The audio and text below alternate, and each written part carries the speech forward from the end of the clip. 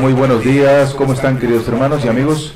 En esta mañana, en este día, vamos a ver este tema. Se titula Histeria del futuro, por el copista David Diamond. He descubierto que el título de su libro no es original. Yo les dije que iba a investigar su libro y estoy en ese proceso. Y lo primero que he encontrado es que no es una idea única de él, que no la ha inventado, que no ha salido de sus revelaciones personales, ni de su superinteligencia, ni de su capacitación, ni del judaísmo, ni de ningún seminario, ni de sueños, ni visiones, ni profecías, ni nada por el estilo. Simplemente se ha copiado de un escritor llamado Robert Heinlein, que ha escrito varios libros sobre el título Historia del futuro, que parece que tiene más que ver con el futuro y la ficción que con el cristianismo.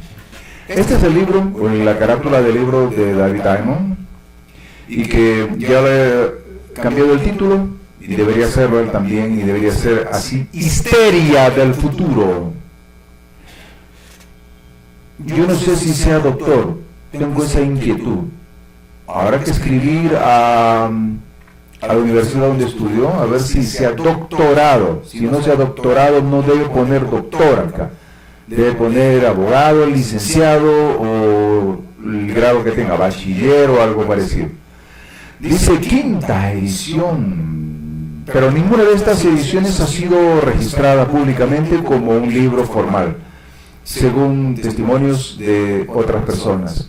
Y el precio por internet de este librito, porque es un folleto de pocas páginas y poco material auténtico original, es de $57. $57 es lo que gana un pobre en mi país, y lo que vive con lo que vive un mes. Bueno, la historia del futuro sigue. Y el título es: porque para Dios el libro de David es histeria. Ahora vamos a ver este tema.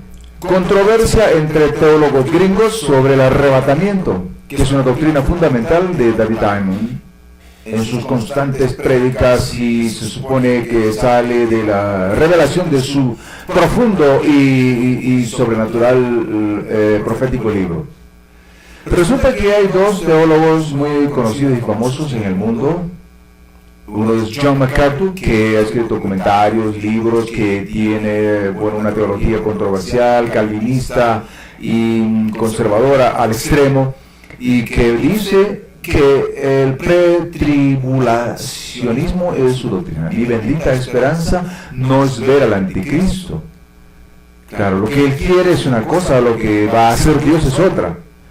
Eso es una señal. Yo no estoy esperando la gran tribulación. Mi bendita esperanza es Cristo. John MacArthur tiene su Biblia de estudio, que lo que ha hecho es agarrar una Biblia Reina Valera, pegarle sus libros, forrarlo de cuero, y dice: Biblia MacArthur de estudio. No me interesa, la he visto y ni siquiera he querido ojear, porque ya sé lo que tiene, la levadura que tiene en su cerebro. Este hombre, él es pretribulacionista. Bueno, ¿qué significa eso? Ahora lo explico brevemente. El siguiente es Paul Washer. Es también un conocido teólogo y predicador, y él cree en el post-tribulacionismo, lo contrario de John MacArthur. Dice: nosotros los cristianos seremos perseguidos, nos dirán intolerantes, vamos a sufrir como los mártires de la iglesia primitiva. Este pensamiento es interesante. ¿Por qué Dios no libró a los creyentes de la iglesia primitiva de los sufrimientos horribles que tuvieron que pasar? Cuando los comían los leones, cuando los crucificaban como si fueran criminales. ¿Sabían ustedes que no solamente Cristo fue crucificado, que los romanos crucificaron a 20.000 personas aproximadamente, y entre ellos casi todos eran cristianos? entre delincuentes. ¿Por qué Dios no los liberó de la persecución? Andaban por los montes, según Hebreos, perdidos, rechazados por la gente como si fueran leprosos. Los cristianos tenían que sufrir terribles persecuciones. Incluso Pablo era uno de sus perseguidores, como él mismo lo dice. Yo tenía cartas para matarlos, para llevarlos a la cárcel. Y el pensamiento de Paul Washer es así, ¿no? Yo creo en el post-tribulacionismo. Ahora lo vamos a ver en la Biblia, porque no basta que diga John MacArthur o Paul Washer, ellos son teólogos de hoy, nada más. Pero ¿qué dice la palabra de Dios? ¿Qué dice la Biblia? Brevemente nomás. El pretribulacionismo en controversia. Esta es la doctrina básica de David Diamond en su libro. Si el libro de David Diamond es una copia de citas de otros, ideas de otros, entonces es una monografía individual para graduarse de profeta conferencista judío mesiánico, pero no cristiano. ¿Saben la diferencia que hay entre una monografía y una tesis? Una tesis es algo original, es algo que propone un hombre cuando ya ha estudiado y plantea una idea nueva o una idea que sea un aporte complementario a los conocimientos de la cultura de su época. Pero una monografía es solamente una recopilación de información de otros autores para demostrar que ha leído, que sabe lo que está estudiando su tema. Eso se llama monografía. Es una especie de tarea.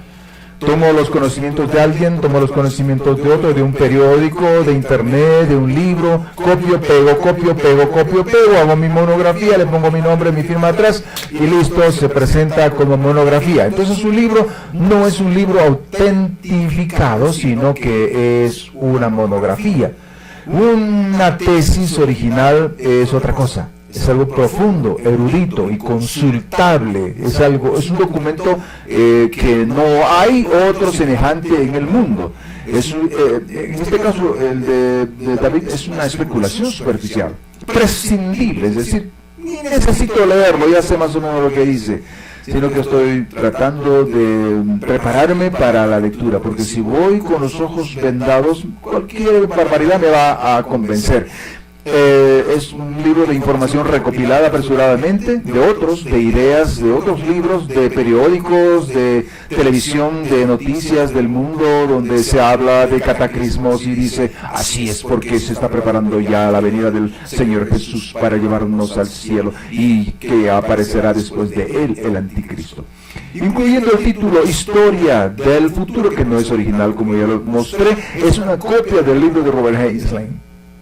Bien, el rapto es inminente el 2018, o aproximadamente por ahí, dice David Diamond. Cerca del 2018, antes del 2018, después del 2018, yo preferiría decir decía también el 2015 y el 2018, entre ese periodo habrá grandes catástrofes en el mundo, una crisis terrible, bombas atómicas que lanzará Irán contra Israel, etcétera, etcétera. Aunque eso sucediera, Israel no está solo. Israel tiene 40 bombas nucleares según información de los mismos Estados Unidos o de las informaciones militares.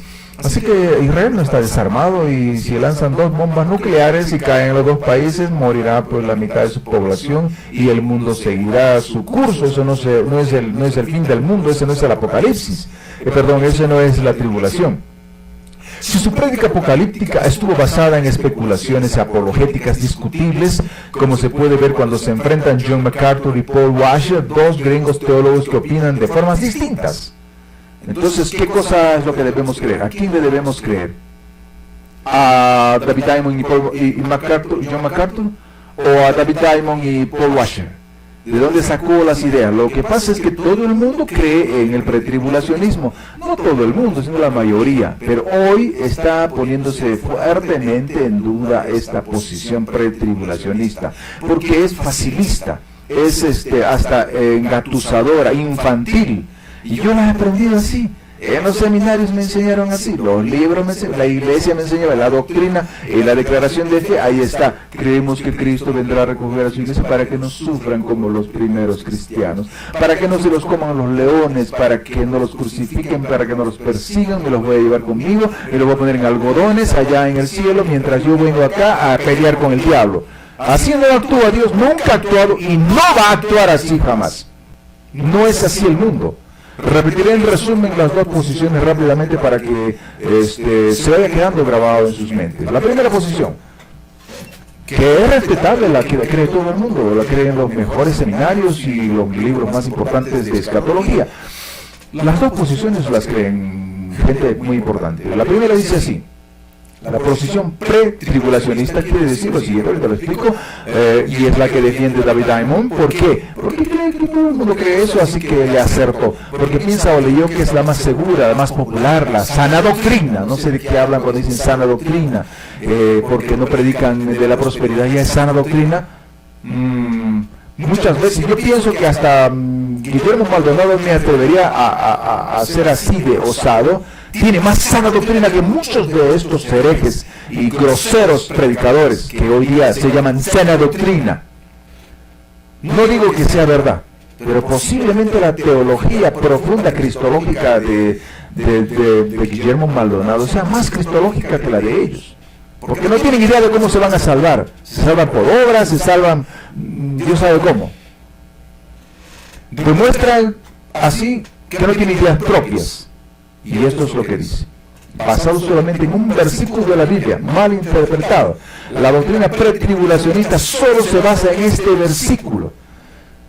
En cambio, la doctrina post-tribulacionista se basa en muchos textos de la Biblia. Tiene más palabra de Dios que el pretribulacionismo, pero yo también creía eso, y todavía no digo que soy post ni pre. Yo estoy analizando y me estoy inclinando por juzgar esta doctrina. Quizás con eso ya avancé. Juzgar esta doctrina y decirle, si es verdad me la tienes que demostrar. No importa que la diga David Diamond o que la diga John MacArthur o que la diga Bill Graham o que la diga todo un seminario entero. Está basado en 1 Tesalonicenses 4:17, donde dice así: luego nosotros los que vivimos, los que hayamos quedado, seremos arrebatados juntamente con ellos, los muertos, en las nubes para recibir al Señor en el aire, y así estaremos siempre con el Señor. Así entre algodones, como si fuéramos inválidos, nos va a llevar al cielo mientras Él va a regresar, y así es la idea. De Cristo murió y, vino aquí, fue su primera entrada a la tierra, nació como niño, murió y resucitó. Fue el primer arrebatamiento, la primera resurrección. Luego empieza la vida de la iglesia básicamente gentil, pero también entran los judíos si creen en Cristo, si abandonan su doctrina judaizante, porque el judaísmo es una religión, no es una cultura. Cultura es la hebrea y la israelita. El judío es una religión, como el mormonismo, como el adventismo, como el catolicismo. Y no podemos decir, recibo al católico y soy católico evangélico. Entonces adoro a Dios, digo aleluya, digo gloria a Dios, pero también adoro a la Virgen. Eso es lo que hace David Diamond. Él cree en Cristo, pero también adora a la Virgen, figuradamente, ¿no? Como judío. Es decir, que él cree en Cristo, va a la iglesia el domingo, pero también cree en el sábado y no come cerdo y guarda las leyes de los 10 mandamientos y es dependiente, solamente cree en la Torá. Y por eso el Nuevo Testamento para él es un libro despreciable, ¿no? Porque siempre lo trata de quitar importancia. ¿Por qué? Porque es judío, o se ha hecho judío. Es un gentil que se ha convertido al judaísmo, es lo más seguro. Es un gentil latinoamericano que se ha convertido al judaísmo, entonces es un judío. Es como si se hubiera convertido al mormonismo. Y no puede venir a la iglesia evangélica y decir, ahora soy mormón y cristiano. No, señor, te tienes que bautizar y dejar una de las dos religiones. O te vuelves mormón y sigues mormón, o te vuelves cristiano. Si te vuelves judío, sigue judío. Si te vuelves cristiano, dejas el judaísmo y te vuelves cristiano evangélico. seguidor de Cristo, no del Yeshua, de todas esas palabras que no sabes ni de qué están hablando. Están hablando ruso, están hablando árabe, están hablando arameo, no se sabe qué cosa hablan. Eso no es hebreo, no les crean, eso es mentira. Ese hebreo no existe. El hebreo bíblico es un hebreo solamente intelectual que se le describe, que solamente es tecnológico. Bien, la iglesia, según la doctrina y la postura, vamos a decir, respetable del pretribulacionismo, es así, que la iglesia sigue su curso hasta que de pronto se desatan eventos traumáticos, dramáticos, y Cristo dice: hijos míos, los voy a proteger porque viene una gran tribulación. Entonces los voy a arrebatar, me los voy a llevar al cielo entre algodones, los voy a poner entre las nubes ahí para que disfruten de sus mansiones de oro, mientras yo vengo a pelear aquí con este demonio. Ustedes allá descansen porque ya han sufrido mucho. Y sucede la gran tribulación, donde el demonio se levanta, toma a un hombre sabio que domina el mundo con su inteligencia, con sus milagros, con su sabiduría, y luego se vuelve contra ellos, los oprime, los maltrata, los tortura y persigue a los que no le adoran como Cristo, como Dios, porque eso es lo que busca Satanás, que el mundo le adore a él, porque desde el principio está celoso de Dios, y eso intenta hacer en la gran tribulación. Entonces, como Dios no quiere que pasemos por este caos terrible, entonces nos arrebata, nos lleva a todos los muertos y vivos y nos vamos a disfrutar. Qué rico, ¿no? Y mientras el Señor Jesús, después de la gran tribulación, regresa a pelear solito con sus ángeles, a arreglar la tierra. Nosotros estamos en el cielo, ahí cada uno en su nube tocando nuestras arpas, ¿no? El Señor Jesús vuelve por segunda vez. Esta es la segunda venida de Cristo. Esta fue la primera venida de Cristo.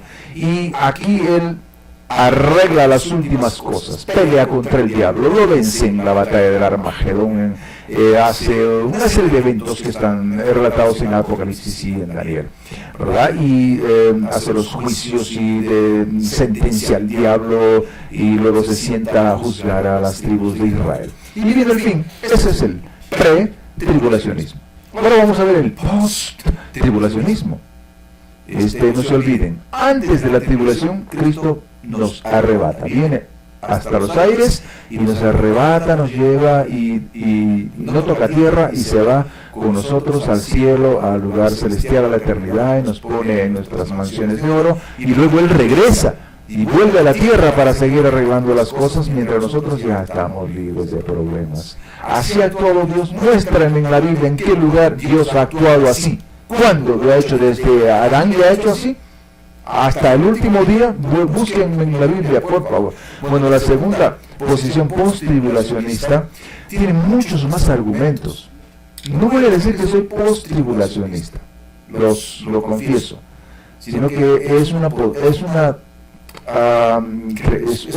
postura o es una posición doctrinal que es bastante creíble, que es cada vez más popular.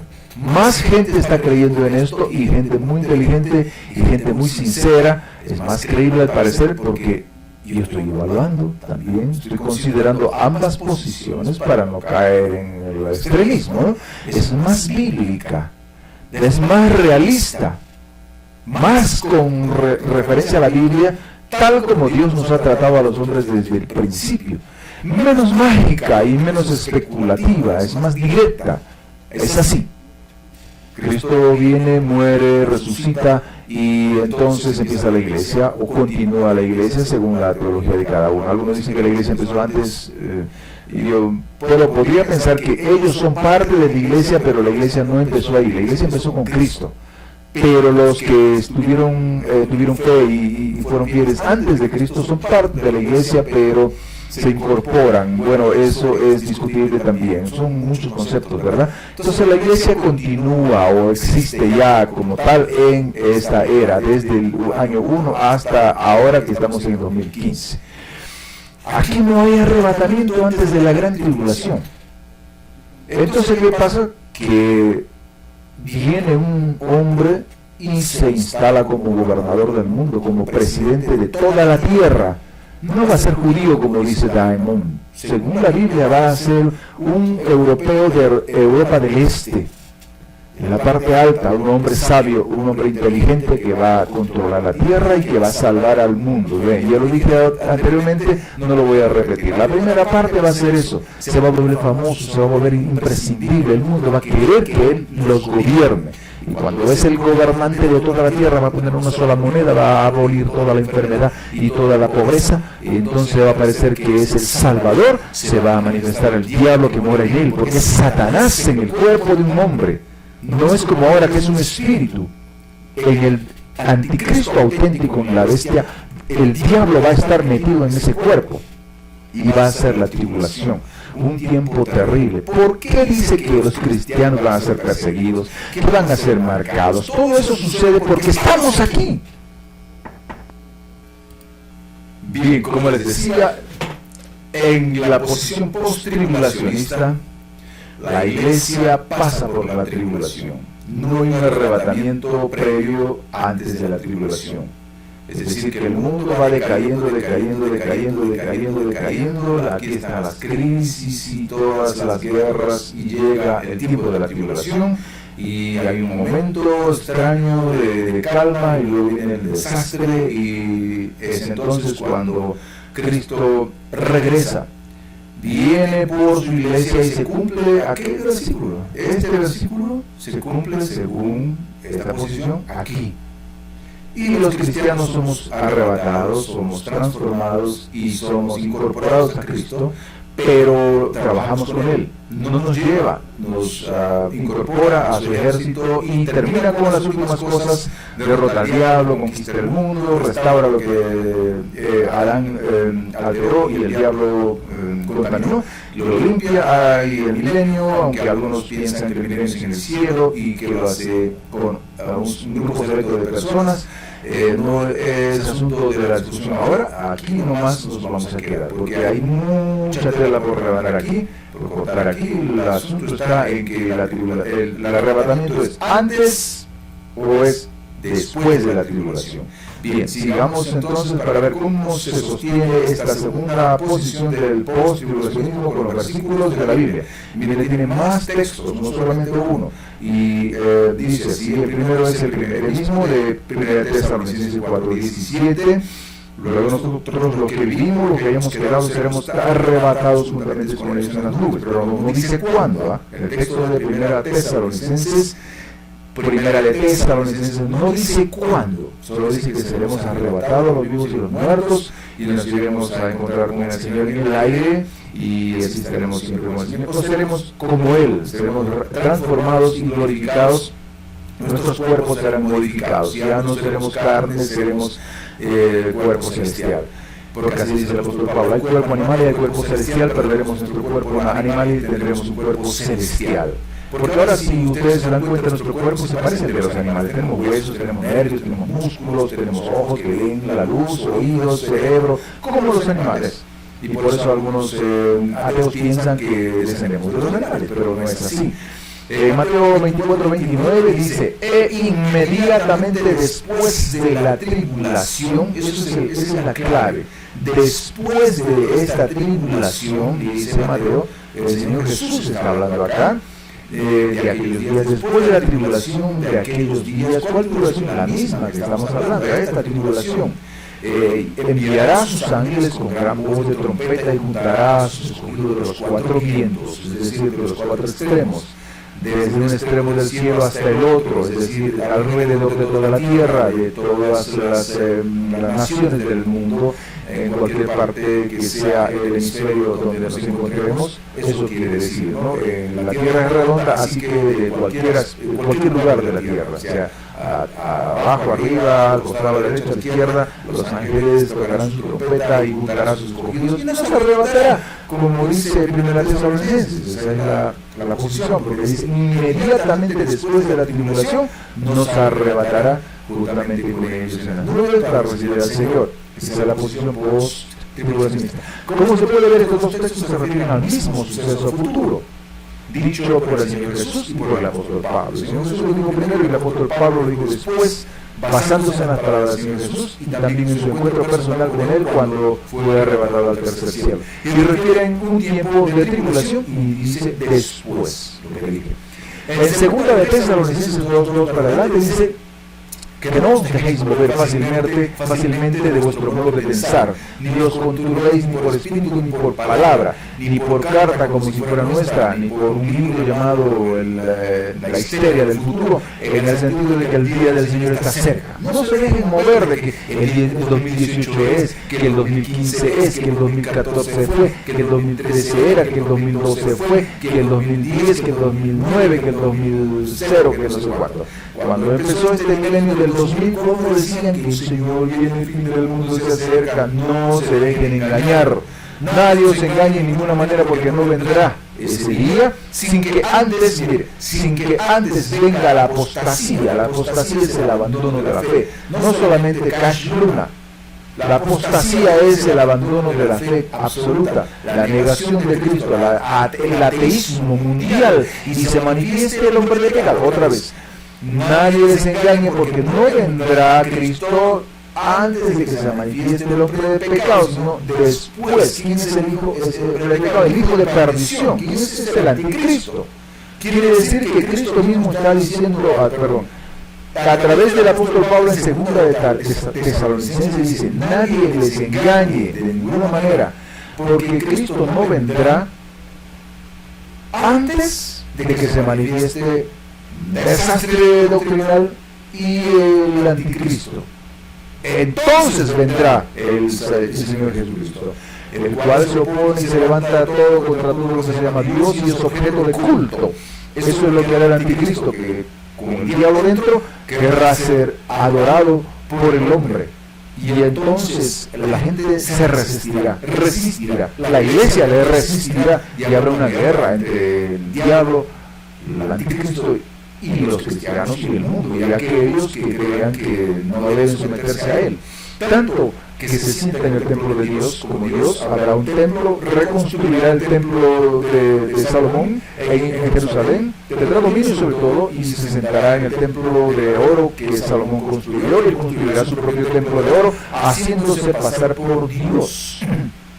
Bien, no se dejen confundir por predicadores pseudo-judíos ignorantes de la verdad, que afirman con un librito prestado que el día del Señor está cerca, porque el día del Señor no es antes de la manifestación del anticristo, sino después, pues dice que no vendrá sin que antes se manifieste el hijo de perdición, o sea, el anticristo.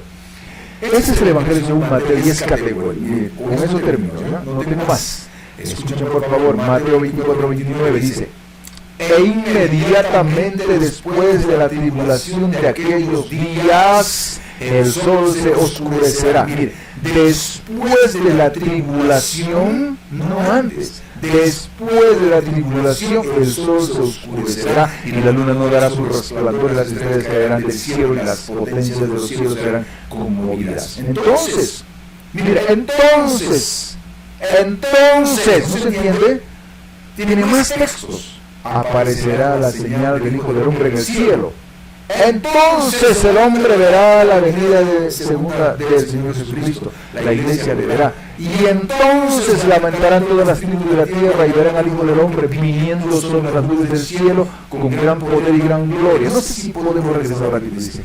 E inmediatamente después de la tribulación, entonces aparecerá la señal del Hijo del Hombre y viniendo Cristo sobre las nubes a la tierra con poder y gran gloria. Después, y enviará a sus ángeles con gran voz de trompeta, tocarán los ángeles su trompeta y resucitarán a sus escogidos muertos y a los vivos los arrebatarán. Igualito que dice primero de Tesalonicenses, desde un extremo del cielo o de la tierra hasta el otro, en cualquier parte del mundo, aunque sea en la China o en América, hasta el otro, de un extremo al otro. Pero del día y la hora nadie sabe, ni aun los ángeles de los cielos, sino solo mi Padre. Solo Dios lo sabe, y no debemos estar diciendo el 2018, el 2020, el 2015, el 2014, porque nadie sabe, ni siquiera los ángeles.